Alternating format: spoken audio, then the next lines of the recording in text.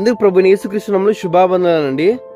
యేసు జనసమూహముల మధ్యలో అకస్మాత్తుగా ఆగి నన్ను ఎవరు ముట్టుకున్నారు అని అడిగాడండి. శిష్యులు అయోమయంలో పడ్డారు. ప్రభువా, జనసమూహం అంతా మేము ముట్టుకుంటున్నారు కదా, కానీ యేసు ప్రభు మరీ అదే అడిగానండి, ఎవరు నన్ను ముట్టుకున్నారు, శక్తి నా నుండి వెలువడి అయినట్టు నాకు తెలిసింది. ఇక్కడ మనము ఒకటి బాగా గమనించాలండి, ఆయన దేవుడు అయితే ఎందుకు అలా అడిగాడు? లూకా 8వ అధ్యాయంలో 12 సంవత్సరాల నుండి రక్తస్రావంతో బాధపడుచున్నటువంటి వ్యాధితో బాధపడుచున్న ఒక స్త్రీ ఉంది. ఆమె తన సంపాదన అంతా వైద్యుల మీద ఖర్చు చేసింది, కానీ ఎవ్వరు ఆమెను స్వస్థత పరచలేకపోయారండి.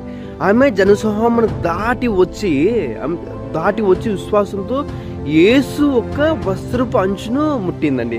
ఆ క్షణంలోనే ఆమె రక్తస్రావము ఆగిపోయిందండి. ఆమె స్వస్థత పొందింది. యేసు వెంటనే ఆగి అడిగాడు, నన్ను ఎవరు ముట్టుకున్నారు? పేతురు అంటున్నాడంట, ప్రభు, ప్రజలు గుమ్ముకూడి మీపై ఒత్తిడి తెస్తున్నారు. ఆ రోజు వందలాది మంది యేసును ముట్టారండి, ఆయనను తాకారు, ఆయన వస్త్రాన్ని ముట్టుకున్నారు, ఆయన చుట్టూ నడిచారు. కానీ ఒక వ్యక్తి స్పర్శ మాత్రమే స్వస్థపరిచే శక్తిని ఉత్తేజపరిచిందండి. ఆమె స్పర్శను భిన్నంగా చేసింది. ఏమిటనంటే, వందలాది మంది యేసును సాధారణంగా తాకారు, కానీ ఒక స్త్రీ మాత్రం ఆయనను విశ్వాసంతో ముట్టిందండి. మరియు అది శక్తిని విడుదల చేసే స్పర్శ అండి. యేసు నన్ను శారీరకంగా ఎవరు తాకారు అని అడగలేదు, కానీ అందరూ అలానే ఉన్నారని అతనికి తెలుసు. ఆయన అడిగింది, ఎవరు విశ్వాసంతో నన్ను తాకారు, ఎవరు నిరాశ మధ్య నన్ను ఆశ్రయించారు, ఎవరు నాలో స్వస్థత ఉందని నమ్మారు. ఇదే ఆయన అనుభవించినటువంటి స్పర్శ. ఇప్పుడు ప్రశ్న మీకోసం, మనందరి కోసం ఒక ప్రశ్న అండి, మీరు ప్రతి ఆదివారము జనసమూహంలో ఉన్నవారిలో ఉన్నారా, లేక ఆ స్త్రీలాగా విశ్వాసంతో యేసును చేరుతున్నారా? ఎందుకంటే యేసు సమీపంలో ఉండటం మరియు యేసును విశ్వాసం తాకడం మధ్య చాలా తేడా ఉందండి.